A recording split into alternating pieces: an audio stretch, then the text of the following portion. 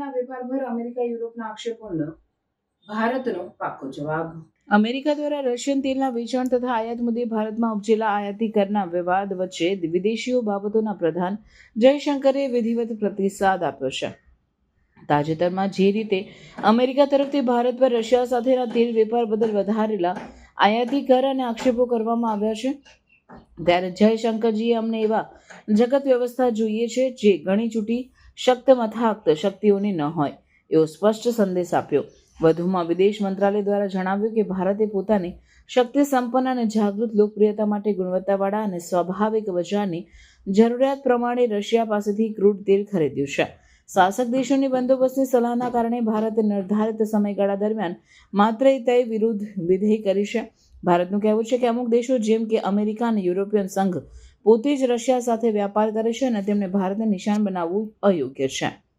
આ મુદ્દે ભારતીય રાજકીય અને અર્થવ્યવસ્થાના ચિંતકો સહિત પ્રભાવી વર્ગે પણ સાબિત કરી દીધું છે કે દેશના હિતોની રક્ષા, આગામી ઉર્જા સુરક્ષાને પડકારો સામે ઊભા રહેવા ભારત પોતાની વ્યૂહાત્મક અને આર્થિક નીતિથી ચડાવવા તૈયાર છે. આવી સ્થિતિમાં ભૌગોલિક અને ઔદ્યોગિક સમતોલ વિશ્વ વ્યવસ્થાની દિશામાં ભારત પોતાનું મજબૂત અને સ્પષ્ટ મંતવ્ય પ્રસ્થાપિત કરશે.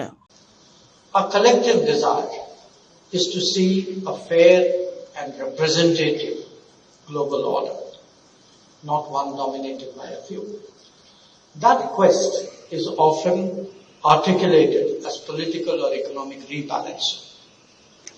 But I want to say this to you: obtaining respect and ensuring dignity for societies can also be achieved through cultural progress, especially through cultural progress. In that context, traditions are of particular value because ultimately they define identity. We must be assured about what we are if we want to be confident about shaping the future.